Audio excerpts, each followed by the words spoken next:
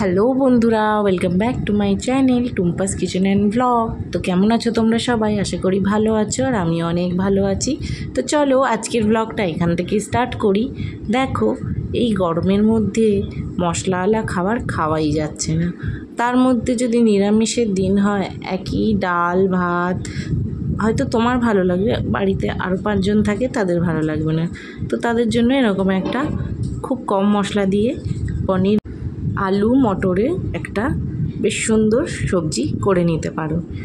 এই দিয়েই ভাত খাওয়া হয়ে যায় বন্ধুরা।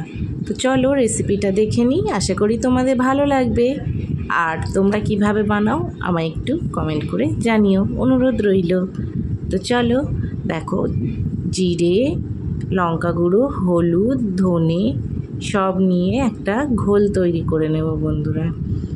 তো ঘোলটা তৈরি করে রেখে দেবো। দিয়ে এখানে আলু ভাজাটা হচ্ছে, জিরে ফোড়ন দিয়ে আলুটা ভেজে নিয়েছি। নিয়ে 1 চামচ আদা বাটা দিয়ে দেবো জাস্ট, দিয়ে একটু নেড়ে চেড়ে নেবো।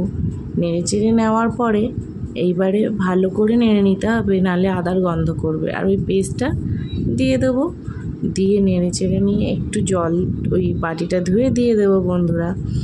তো দিয়ে এটাকে ভালো করে কষতে থাকবো। খুব কমই তেল দিয়েছি, দেখেছো তোমরা। তো চলো আজকের এই রেসিপিটা দেখে নাও। আর আমার শাশুড়ি কিন্তু খুব রাগী বন্ধুরা, একটু ভালো খাবার না হয়েছে তো খাবেই না, রাগ করবে। তোমাদের শাশুড়ি কি রাগ করে? অবশ্যই কমেন্ট করে জানিও। তো দেখো, আমি কটা কাঁচা লঙ্কা টমেটোও দিয়ে দিলাম, দিয়ে একটু ফুটতে থাকবে। আর এই দেখো, আমি কড়াইশুঁটি ফ্রিজে ফ্রোজেন করে রেখে দিয়েছি। তোমরা রেখেছো? না রেখেছো কি রাখোনি সেটা অবশ্যই জানিও। আমি তো এইভাবে রেখে দিই সারা বছরের জন্য মটরশুঁটি। তো 1 মুঠো মটরশুঁটিও দিয়ে দিলাম, এটা হেলদিও খেতে। আর এই দিকে দেখো, আমি পনির কেটে নিচ্ছি। পনিরটা কেটে নেব ছোট ছোট করে পিস করে। হ্যাঁ, যেটা বলছিলাম, তো খুব রাগী কিন্তু, একটু যদি ভালো না হয়েছে তাহলেই খাবে না, রাগ হবে। তো ওনার রাগ ভাঙাতে আমাকে একটু ভালো করে করতেই হয়। তো তোমরাও নিশ্চয়ই করো। তো দেখো, মশলাটা তেল ছেড়ে দিয়েছে, এর মধ্যে আমি দিয়ে দিলাম পনিরটা বন্ধুরা ভাজলাম না কেন, অনেক টাটকা পনির দোকান থেকে এনেছি। ভাজলে না পনির একটু টাইট হয়ে যায়, তাই জন্য এইভাবে বানিয়ে নেওয়া যায়।